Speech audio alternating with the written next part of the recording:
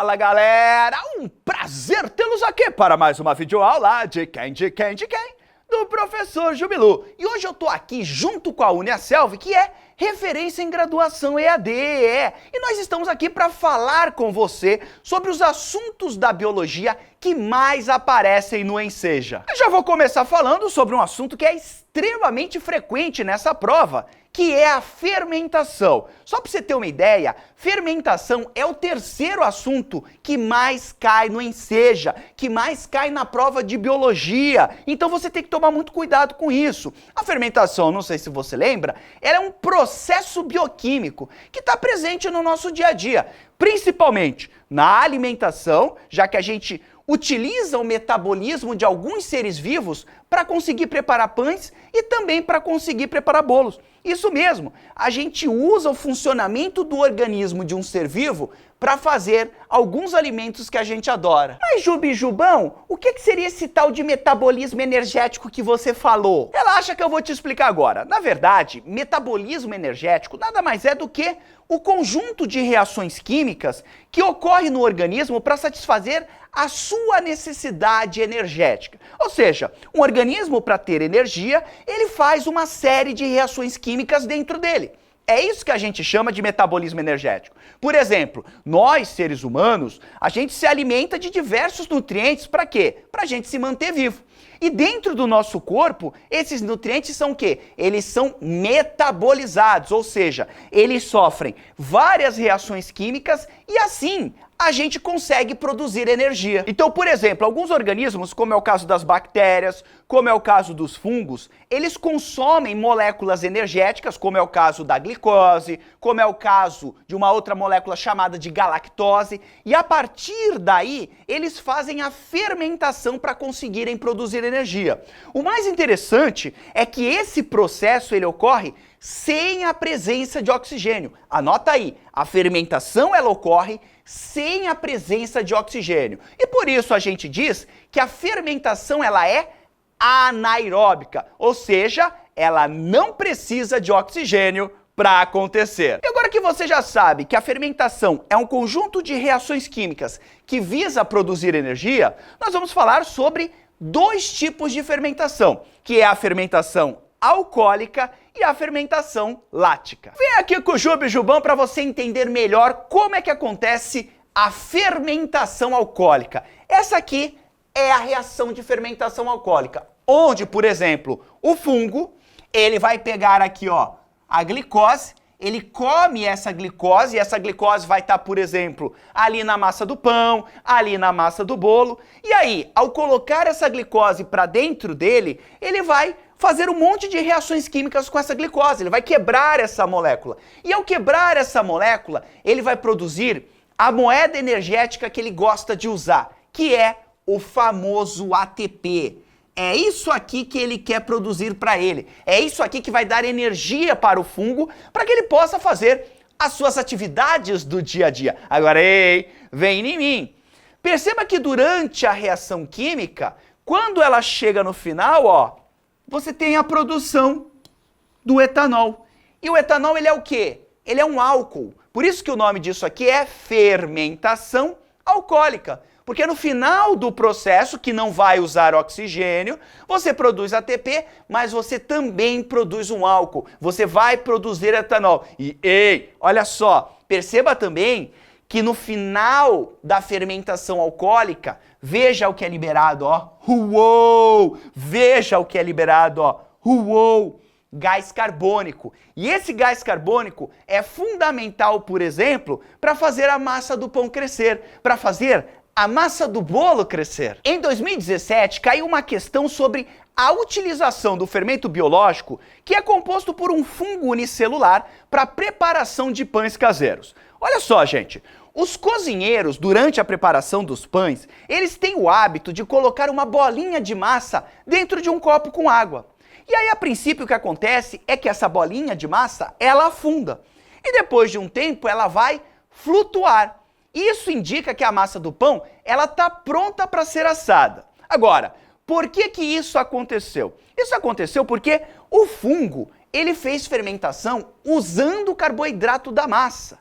como fonte de alimento. Então, quando o fungo faz a fermentação, lembre-se, ele vai liberar gás carbônico. E isso é que vai fazer com que a bolinha de massa flutue. Então, fermentação alcoólica dominada, bora agora entender fermentação lática. Bora agora entender o processo de fermentação lática. Então perceba que uma bactéria ou até mesmo as nossas células musculares, quando elas estão precisando de energia, e energia, qual que é o nome dessa energia?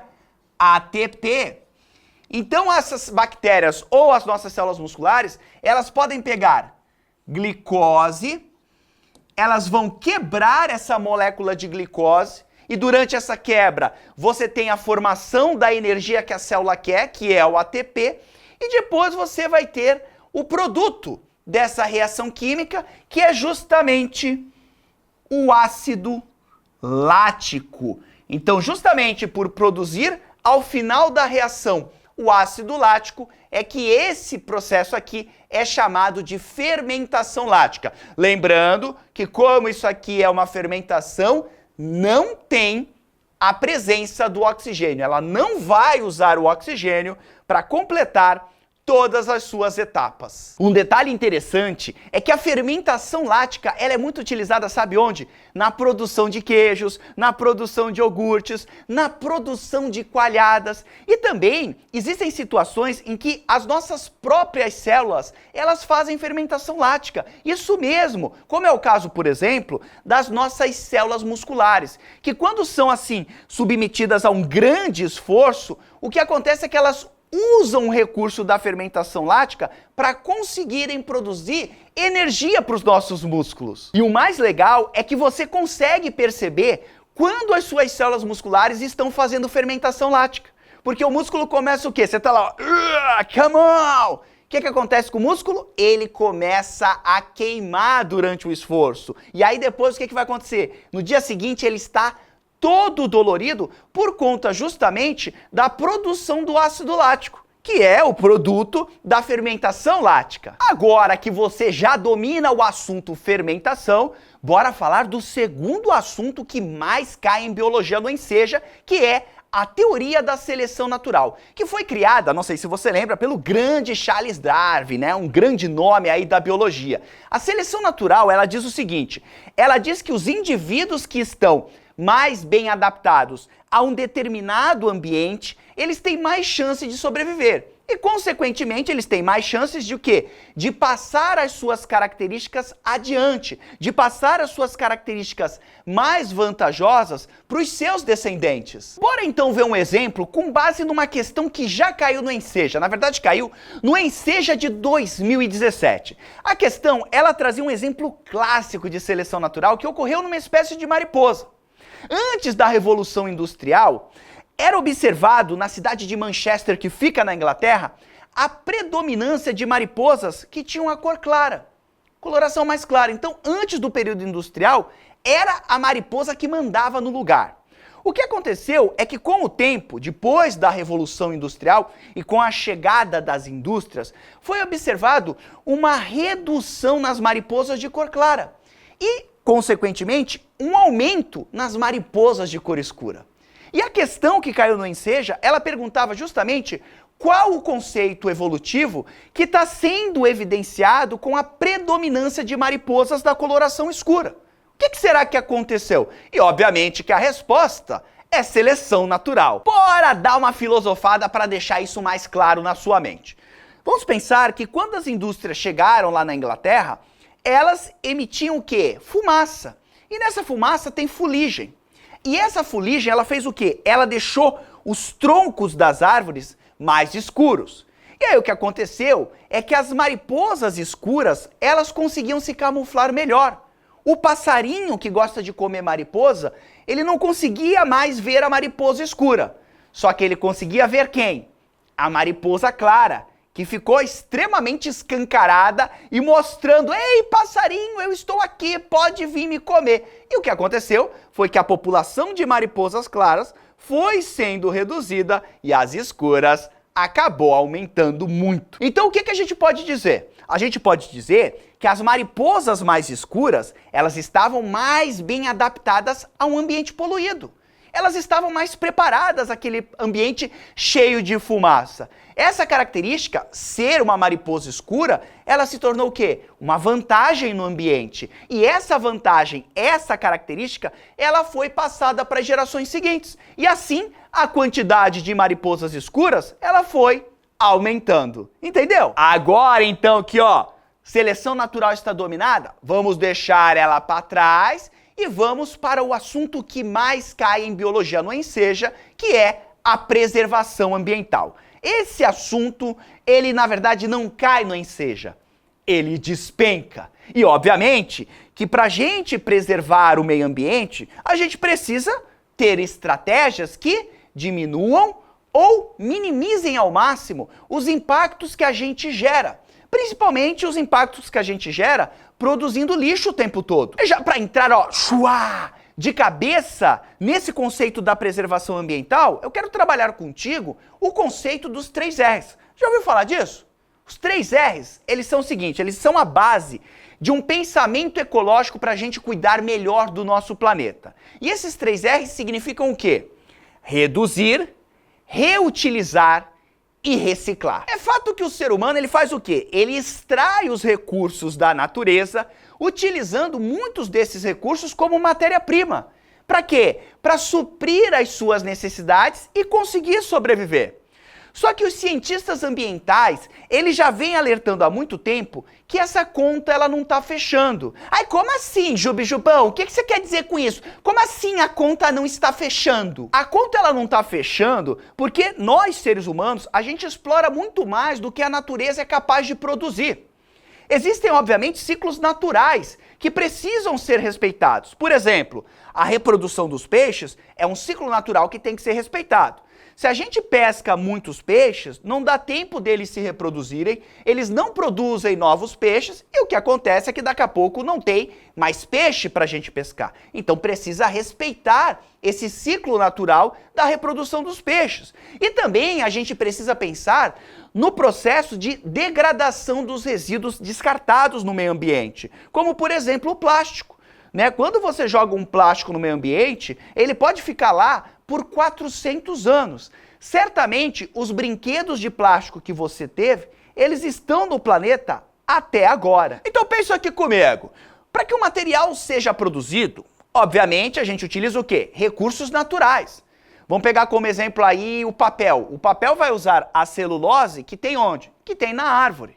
Então, a ideia da reciclagem, que é um dos R's lá, que eu te falei, é que o material ele não seja descartado depois de ter sido utilizado. Que ele seja o quê? Que você pegue esse material e faça a reciclagem dele para que ele seja utilizado novamente e dessa forma a gente não precisa extrair mais o quê? Mais recursos da natureza. O Enseja colocou uma questão em 2019 que falava de coleta seletiva em Curitiba. Ou seja, lá em Curitiba são coletados vários resíduos sólidos e depois esses resíduos sólidos eles são separados. Esses resíduos separados, eles são levados por uma usina, que é chamada de usina de valorização de rejeitos. Olha que nome bonito! Esses resíduos sólidos, eles são encaminhados pela usina para outras indústrias, para que eles sejam esses resíduos sejam utilizados como matéria-prima.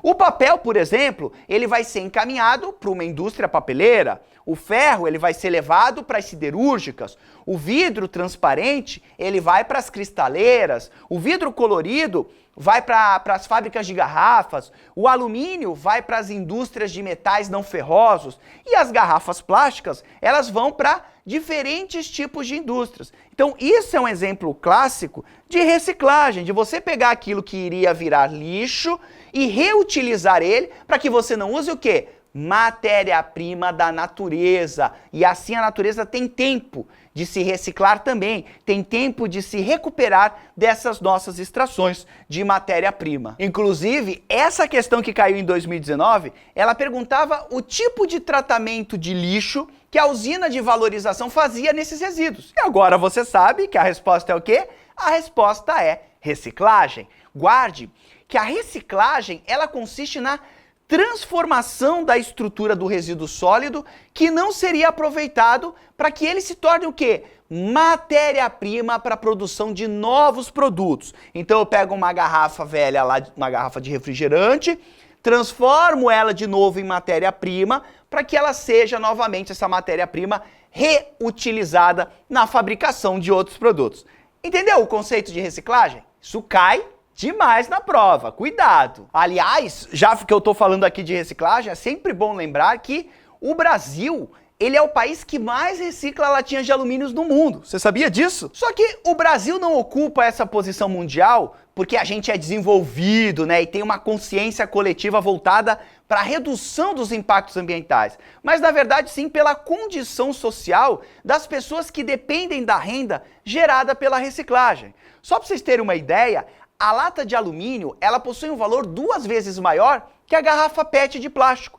E é exatamente por isso que o nosso país recicla muito mais alumínio do que plástico, porque alumínio dá mais dinheiro para aquelas pessoas que precisam de um trabalho. Maravilha? Eu espero que vocês tenham gostado desse vídeo, que ele tenha sido útil, e eu e a Uniaselv desejamos que você, brilhe no Enseja. No mais, desnecessário dizer que foi um grande prazer estar aqui com você. Um grande abraço. Tchau!